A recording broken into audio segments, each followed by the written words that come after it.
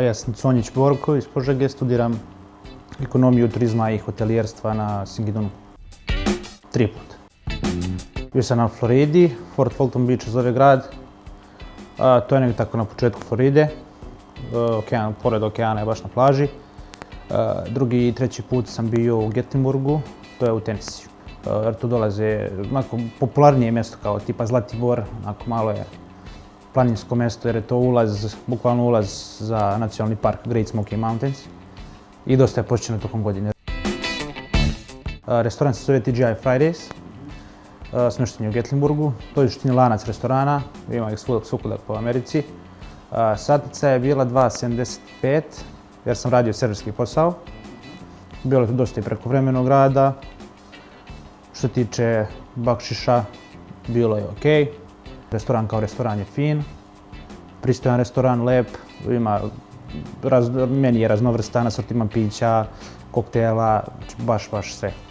Varira od sekcije od koje se radi, ali u suštini u toku sezone nije išao ispod $100 u toku smjene.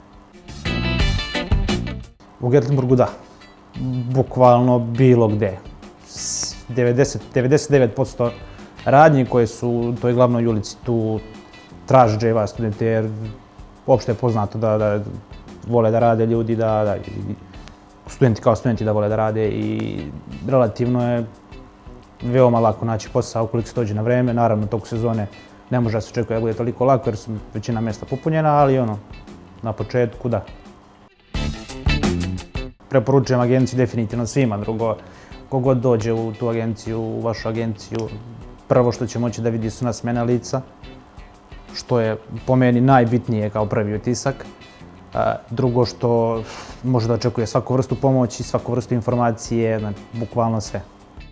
Meni konkretno što se najviše dopalo je taj prvi utisak nasmejanih lica i kakav god problem da sam imao u Americi, bilo šta, svojoj agenciji sam poslao poruku ili mail ili na Faceu ili kako god. Odgovor je stigao u toku dana i rješenje za moj problem.